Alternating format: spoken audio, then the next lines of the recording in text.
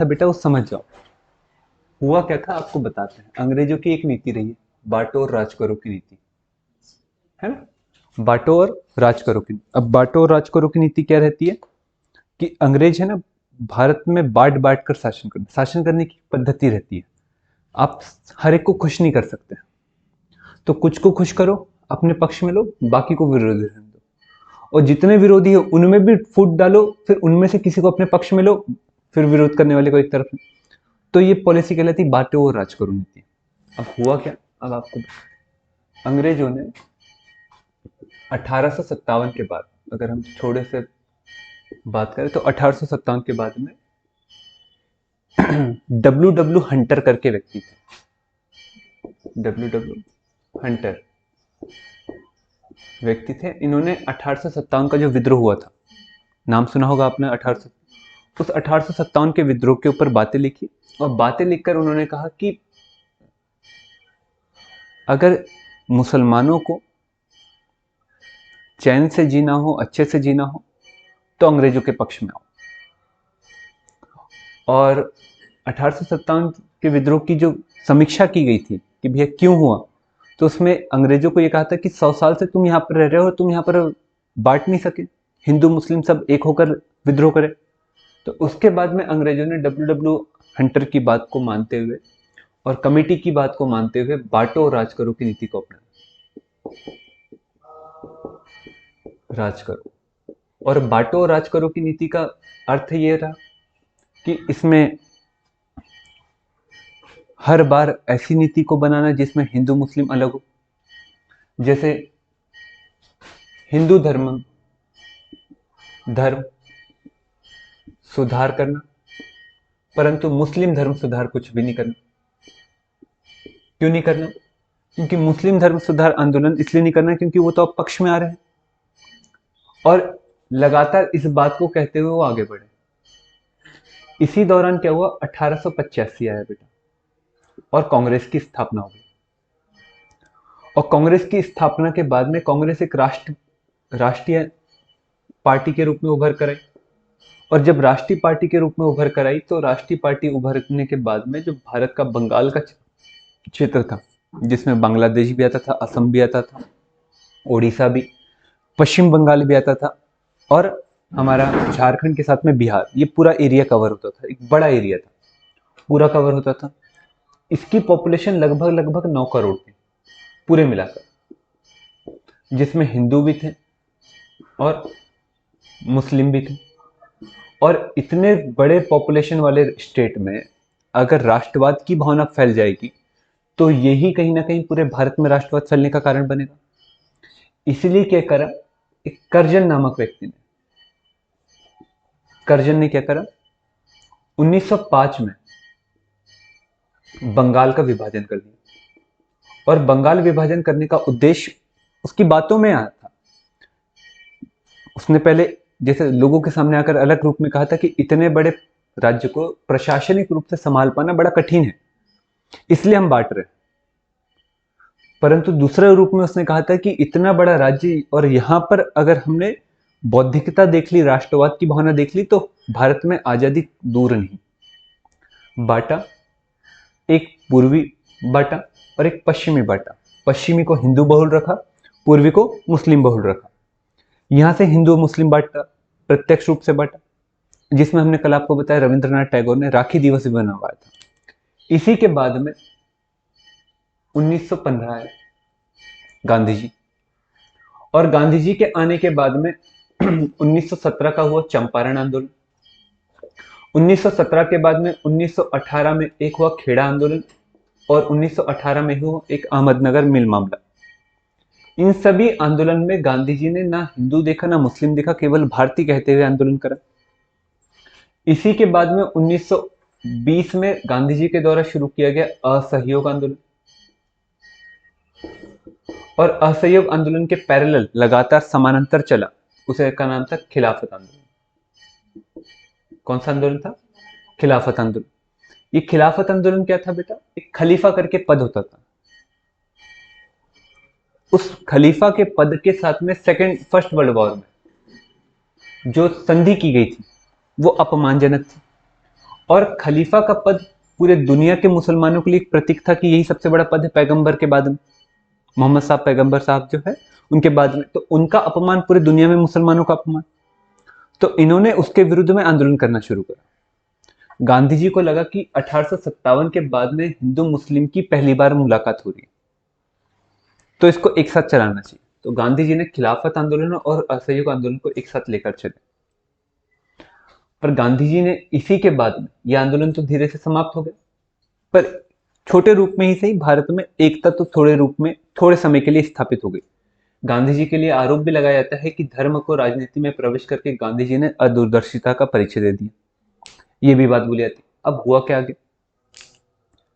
1930 के करीब, क्योंकि 1929 में द ग्रेट डिप्रेशन आ चुका था, आपको ही पता है द ग्रेट डिप्रेशन आ चुका था, जिसके कारण भारत उपनिवेश था और भारत में वस्तु की कीमत बढ़ रही थी। और गांधी जी को ऐसा लगा था कि 1920 के बाद में कोई ऐसा आंदोलन हुआ नहीं जो होना चाहिए। तो इसलिए गांधी जी ने आंदोलन करने की शुरुआत करी और नमक सत्याग्रह की शुरुआत करी, और ये आंदोलन को दूसरा नाम बुलाया जाता है सविनय अवज्ञा आंदोलन। पर इसी दौरान हुआ क्या था? 1927 में, क्योंकि एक 1919 का एक अधिनियम था जिसका नाम था मॉन्टेग्यू चेम्सफोर्ड एक्ट, और इसमें यह कहा गया था कि हम उत्तरदायी शासन की स्थापना करेंगे, रिस्पॉन्सिबल गवर्नमेंट की स्थापना करेंगे। और रिस्पॉन्सिबल गवर्नमेंट की स्थापना करने के लिए 10 वर्षों के बाद में ये कानून मॉन्टेस्क्यू चेम्सफोर्ड अधिनियम कितना अच्छा काम कर रहा है, उसके लिए हम एक संवैधानिक आयोग को बिठा लेंगे, कमेटी को बिठाएंगे। और वो आना था 1929 को, क्योंकि 10 साल कब होते हैं? 1919 से 1929 होते हैं, पर 2 साल पहले ही आ गया। और उसके जो अध्यक्ष रहे वो रहे साइमन कमीशन, साइमन, ठीक है। और साइमन कमीशन ने आकर 1929-1930 को रिपोर्ट दे दी, 1929-30 में। और जब रिपोर्ट दे दी तो इस रिपोर्ट का अध्ययन करने के लिए, बातें करने के लिए लंदन में गोल मेज के ऊपर सम्मेलन हुए, जिसका नाम दिया गया गोल मेज सम्मेलन। फर्स्ट, सेकंड और थर्ड, ये 3 सम्मेलन। और 3 सम्मेलन में बी आर अंबेडकर जी, फिर बी आर अंबेडकर जी और बी आर अंबेडकर जी, तीनों। गांधी जी पहले इसमें नहीं गए थे, क्योंकि उन्होंने पहले इसमें जब वो शुरू करा था तब सविनय अवज्ञा आंदोलन चल रहा था और कांग्रेस को गैरकानूनी सरकार घोषित कर दिया था, गैरकानूनी पार्टी घोषित कर दिया था। सेकंड इसमें 5 मार्च 1931 में ये जो नमक सत्याग्रह था, गांधी इरविन समझौते के माध्यम से समाप्त हो गया था। और उसके बाद में गांधी जी जो है सेकंड इसमें गए। यहां पर बी आर अंबेडकर और उनके बीच में अनुसूचित जनजाति को अलग बात करने के लिए पृथक निर्वाचन क्षेत्र, खासकर किसके लिए बेटा? एक शब्द आता है पृथक निर्वाचन क्षेत्र, निर्वाचन क्षेत्र, और अलग करने के लिए दोनों के बीच में बहस हुई, किसी निष्कर्ष पर नहीं पहुंचे। तो गांधी जी जब वापस लौट कर आए थे बंबई पोर्ट पर, तो हजारों की संख्या में लोगों ने उनका स्वागत किया। तो गांधी जी ने यही कहा था कि मैं खाली हाथ लौटा हूं, परंतु अपनी इज्जत पर बट्टा नहीं लगने दिया। इसी दौरान क्या हुआ? इसी दौरान इस समय में ब्रिटेन के जो प्राइम मिनिस्टर थे उनका नाम था मैकडोनाल्ड, और मैकडोनाल्ड के द्वारा सांप्रदायिक प्रचार की घोषणा कर दी गई अगस्त 1932 में। मैकडोनाल्ड के द्वारा जब सांप्रदायिक प्रचार की घोषणा की, तो सांप्रदायिक प्रचार के तहत एसटी एससी, जिसे हम बाद में कहते हैं, ठीक है, उन लोगों के लिए पृथक निर्वाचन, खासकर एससी के लिए पृथक निर्वाचन की बात कर दी। पृथक निर्वाचन की बात क्या होती है उसको आपको समझाते हैं।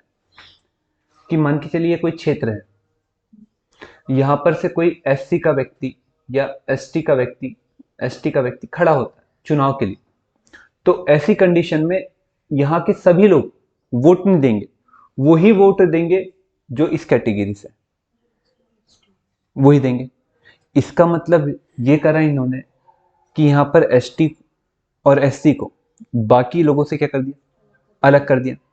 गांधी जी इस बात का विरोध कर रहे थे, और इस बात का विरोध करते हुए, क्योंकि गांधी जी ने इसी के बाद में, क्योंकि ये आंदोलन को वापस लिया था और फिर यहाँ पर सेकंड गोलमेज सम्मेलन में चले गए थे, और वापस आकर देखा तो गांधी इरविन समझौते की एक भी बात लागू नहीं करी, तो गांधी जी ने फिर से सविनय अवज्ञा आंदोलन व्यक्तिगत स्तर पर शुरू कर दिया, और उन्हें पुणे की यरवड़ा जेल में, नाम याद रखिए, पुणे की यरवड़ा जेल में उनको बंद करा। वहां पर जैसे ही उन्होंने सांप्रदायिक प्रचार की घोषणा की बात सुनी, उन्होंने आमरण अनशन शुरू करा। यहाँ पर गांधी जी, इनका बेटा गांधी जी और अंबेडकर जी के अनुयायी, अंबेडकर जी नहीं मिले थे, इस बात को भी याद रखिएगा, गांधी जी और अंबेडकर जी के अनुयायियों के बीच में समझौता हुआ। समझौते के तहत 18% आरक्षण की बात बोली गई थी केंद्रीय असेंबली में, कि आपको आरक्षण दिया जाएगा, क्योंकि आप उतने का वो नहीं हो, सक्षम नहीं हो कि आप चुनाव लड़कर आ सके, क्योंकि समाज की जो हायरार्की है उस हायरार्की के अनुसार चलोगे तो जो काबिल है, जिसके पास धन दौलत है वही आगे बढ़ेगा, जिसके पास नहीं है वो आगे नहीं बढ़ पाएगा। तो मतलब आप पहले से ही समाज में पिछड़े आए हुए हो, आपको सामाजिक व्यवस्था के कारण पिछड़ापन किया गया, तो भैया आप कभी पहुंच नहीं सकते, तो आपके लिए हम ये व्यवस्था करेंगे ताकि आपके लोगों के लिए भी उचित प्रतिनिधित्व हो जाए। ये बात कहते हैं आरक्षण की शुरुआत हुई। आरक्षण की शुरुआत हुई तो भारत जैसे ही आजाद हुआ तो आजाद हो जाने के बाद में हमारे यहाँ पर दो भाग हैं, भाग नंबर 3 और भाग नंबर 4 कॉन्स्टिट्यूशन में। इसमें भाग नंबर 3 जो है ना बड़ा इंपॉर्टेंट है। इसमें 2 आर्टिकल है, 15 और एक आर्टिकल है 16। आर्टिकल 15 जो है वो 5 आधारों पर विभेद को निषेध करता है, और आर्टिकल 16 लोक नियोजन में समानता की बात करता है, परंतु इसमें कुछ आधारों पर भेद भी करता है, कुछ आधारों पर भेद भी करता है कि कोई महिला हो, अनुसूचित जाति का हो, जनजाति का हो, पिछड़ा वर्ग हो, इनके लिए आरक्षण की बात करता है। और आरक्षण की बात करते हुए फिर यहां से निकल कर आता है कि आरक्षण कितना प्रतिशत देना चाहिए। तो यहाँ पर 2 केस हुए हैं, 2 केस को हमेशा याद रखिएगा। एक केस था बेटा बालाजी केस 1963 का, और एक केस था इंदिरा साहनी केस, जिसे हम कहते हैं दूसरा, जिसे मंडल केस भी कहा जाता है, मंडल केस 1992-1993 का था। ये 2 केस थे। अभी इसी के आधार पर सुनवाई चल रही है एमपी में, एमपीपीएससी में, जो अभी केस नहीं आ रहा है उसके पीछे सुनवाई चल रही है इसी के आधार पर। अभी एमपी केस जब आप थोड़े से बड़े हो जाओगे या फिर आपके बच्चे रहेंगे तो वो एमपी केस को भी एज ए रेफरेंस के रूप में पढ़ेंगे। आरक्षण होना चाहिए, इस बात में कोई दो राय नहीं, क्योंकि पिछड़े हुए हैं, शोषित है, वंचित है, और हर जगह उनका प्रतिनिधित्व होना चाहिए, नहीं तो उनकी बात कहने वाला कोई रहेगा क्या? नहीं रहेगा ना, नहीं रहेगा। तो यहां पर यही बात कहते हुए इंदिरा साहनी केस के पहले बालाजी केस में कहा था कि आरक्षण कभी भी 50% से अधिक नहीं होना चाहिए। कितना नहीं होना चाहिए? 50% से अधिक नहीं होना चाहिए। और दूसरी बात, आरक्षण में उपलेयर नहीं होना चाहिए। क्या होता है कि जो एक बार आरक्षण को प्राप्त कर लेता है उसकी तो स्थिति अच्छी हो गई, परंतु अब क्या होता है, उसी के बच्चे और आरक्षण को प्राप्त करते हुए और आगे बढ़ जाते हैं, और जो उसी वर्ग में जो निचले लोग रहते हैं वो कभी आरक्षण को प्राप्त नहीं कर पाते। तो बालाजी केस में कहा था कि उपलेयर नहीं होनी चाहिए, पर मंडल केस आया। मंडल क्या था बेटा? 1977 में एक मंडल आयोग को बिठाया गया था पिछड़े वर्ग की स्थिति को जानने के लिए।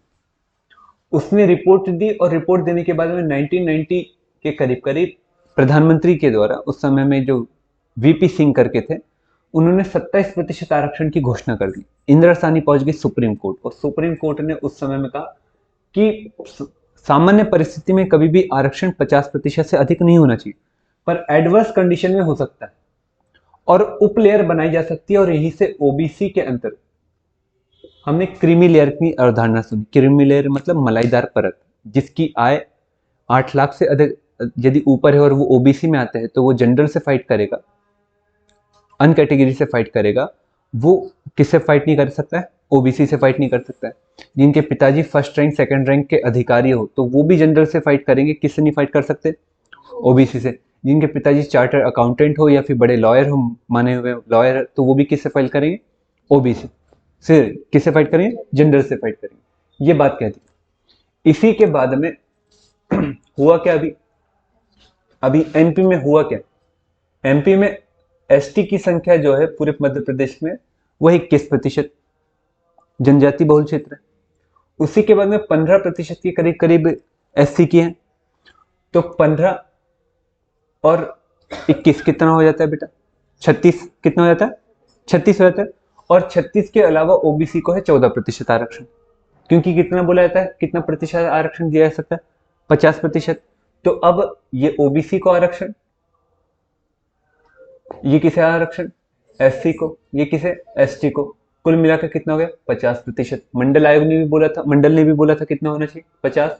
मंडल केस में, बालाजी केस में कितना बोला था, 50। परंतु चुनावी मुद्दे में यहां पर 27% आरक्षण ओबीसी की बात बोल दी, मतलब 13% क्या गया एक्स्ट्रा। तो मतलब अब कितना हो गया, 63, कितना हो गया, 63। और EWS, इकोनॉमिक वीकर सेक्शन, इसका भी तो 10% हो गया, मतलब कितना हो गया, 73। कितना हो गया, मतलब अब कितने प्रतिशत पर, 27% पर भी ही अनरिजर्व है। मतलब अब पूरी की पूरी दुनिया है वो किसके ऊपर चलेगी, आरक्षण पर ही चलेगी। जब आरक्षण पर चलेगी तो एक आर्टिकल भी तो है 335 जो कहता है कि योग्यता पर बल दिया जाएगा। अगर तुम आरक्षण के बूते ही ला दोगे तो तुम्हारे पूरी जो व्यवस्था रहेगी वो आरक्षण पर आधारित हो जाएगी, तो इसका मतलब योग्यता हट जाएगी। और जब योग्यता हट जाएगी तो सेना की स्थिति वैसी हो जाएगी जैसे फिरोज शाह तुगलक के समय में हो गई थी। तो इसको लेकर भी मुद्दा बनता है। तो यहां पर मिनिमम योग्यता की बात बोली जाती है। तो टेस्ट होता है कि नहीं, टेस्ट हर एक का होता है, पर कट ऑफ कैसी होती है, हर एक की अलग अलग करवाई जाती है। तो आरक्षण ठीक है, परंतु अब क्या हो गया, ये पूरे आरक्षण जो है अब ये राजनीतिक मुद्दा हो गया। अब राजनीतिक मुद्दा होने के कारण ये अब सामाजिक मुद्दा रह नहीं गया। हर कोई किसके मुद्दे की बात करता है, राजनीतिक मुद्दे की बात करता है, क्योंकि पॉलिटिकलाइज हो गया ना। तो आरक्षण तब तक के अच्छा है जब तक के समाज को दे रहा है, परंतु अगर इसको पॉलिटिकलाइज कर देंगे तो ये अपने मूल उद्देश्य से क्या हो जाएगा, हट जाएगा। और उसके बाद में यही जो समाज में किसी वर्ग को ऊपर लाने की बात कर रहा था, यही समाज में दो लोगों के लड़ाई का भी क्या बन जाएगा, कारण भी बन सकता है। तो इसको पॉलिटिकलाइज, और पार्टियों को इस बात को सोचना चाहिए कि ये कभी भी देश के एकता अखंडता को कहीं क्षति ना पहुंचा दे।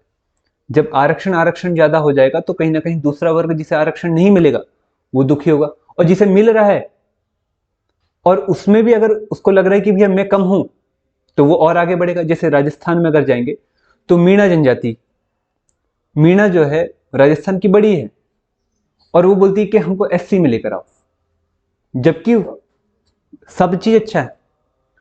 ओबीसी, आप अगर यहां पर बात करेंगे जाट की, तो जाट एक बड़ी खेतिहरी जनजाति, बड़ी जनजाति है वहां की। जहाँ राजस्थान में उसका, हरियाणा में उसका, पश्चिमी उत्तर प्रदेश में उसका बड़ा वजूद है, खेत करते। उनका कहना है कि हम राजस्थान में, हम उत्तर प्रदेश में, हम हरियाणा में ओबीसी में आते हैं, पर पूरे भारत में हम ओबीसी में आने चाहिए। मतलब हर कोई अब अपने आप को निम्न बताने की कोशिश करेगा, मतलब ये व्यवस्था में पूरे लोग आरक्षित हो जाएंगे, योग्यता पूरी तरह चले आएगी। ये मुद्दा उठता है, और जब ये मुद्दा उठता है तो पॉलिटिकलाइज मुद्दा हो गया, इस वजह से इसके ऊपर कोई बात करने से क्या करता है, बचता है। तो करना क्या चाहिए, करना क्या चाहिए, करने का एक ही तरीका है जो सबको पता है, आवश्यक लोगों को आरक्षण देने की कोशिश करना चाहिए। और इसके लिए डाटा को हमेशा अपने पास में रखना चाहिए। जिनको जरूरी है, जैसे अगर एसटी में जिनको मिल चुका है और जो योग्यता को प्राप्त कर चुके हैं, जिनका सब जीवन अच्छा हो, अब उनको छोड़ो, उनको बोलो कि किससे लड़े, रिजर्व से। और जो एसटी में अब कम है उनको लाओ, उनको आना चाहिए। एससी में भी वही करना चाहिए। इसी बात को लेकर अभी एक पूर्व न्यायाधीश है दिल्ली हाई कोर्ट के, रोहिणी, उनकी अध्यक्षता में कमेटी बिठाई है विशेषकर ओबीसी में उपलेयर को करने के लिए। उसकी कमेटी की जो लास्ट डेट है वो है 31 दिसंबर। उसके बाद में शायद वो बढ़े।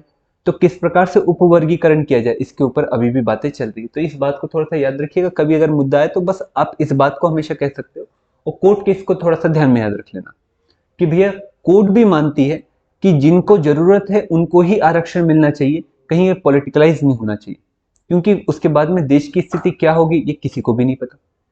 इसलिए ये मुद्दों को कोई भी हाथ लगाने से डरता है, क्योंकि वोट बैंक खिसकने का क्या लगता है, हर एक को डर लगता है।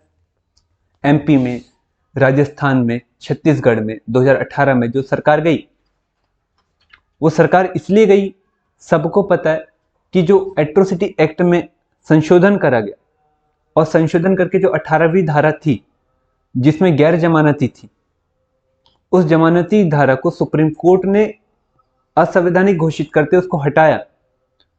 तो कुछ पार्टियों के लोगों के द्वारा कुछ गलत शब्दों का प्रयोग किया गया, सबको पता है, उसका इम्पैक्ट दिखा और 3 राज्यों में सरकारें चली गई। उस समय में वो पद्मावती जो थी मूवी, पद्मावत मूवी था, उसका भी केस चल रहा था, पूरा का पूरा उस वजह से पूरी सरकार चली गई वहां पर। तो देखिए बहुत लोग मतलब फूक फूक कर पैर रखते हैं इस आरक्षण के मुद्दे पर, बहुत लोग।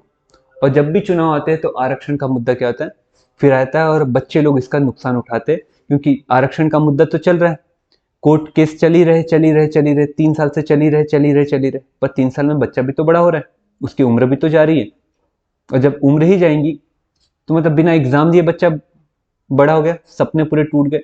तो जो भी मामला है जल्दी से निपटाना चाहिए, और निपटाते हुए आरक्षण व्यवस्था अच्छी है, पर पॉलिटिकलाइज होने के कारण क्या हो गया, बेकार हो गया। जैसे आपने ईडब्ल्यूएस, अब ईडब्ल्यूएस लाइव नॉर्म्स आपने तय करके नहीं रखे अच्छे से, मतलब अच्छे घर का व्यक्ति भी क्या ले लेगा, ईडब्ल्यूएस ले लेगा। अब क्या मतलब है, कोई मतलब है क्या? तो कोई भी चीज दो तो थोड़ा सा सोच समझ के दो, मतलब आपको वोट चाहिए तो आपने खट से क्या कर दिया, एक संविधान संशोधन लाया और लाने के बाद में पारित कर दिया। अब उसका नुकसान जो है दुनिया भुगतेंगी, भारत भुगतेगा। तो ये सब बातें रहती है। तो ये था छोटा सा मुद्दा बेटा, बस। अब इसके ऊपर क्या था आपका, अब पूछिए, हमने तो हमारी तरफ से क्लियर करा, अब क्या था? सर इतना कुछ नहीं बताया। इतना नहीं बस, ये तो सिंपल है। पॉलिटी पढ़ेंगे तो पॉलिटी में तो आपको पूरी बात बता देंगे, आप सर पकड़ के तो रोएंगे हमारे सामने, इतना तो है पॉलिटी में। सर अब हो गया बहुत, है ना? ये तो पक्का है, सर पकड़ के रोएंगे कि सर अब ज्यादा हो रहे हैं, है ना?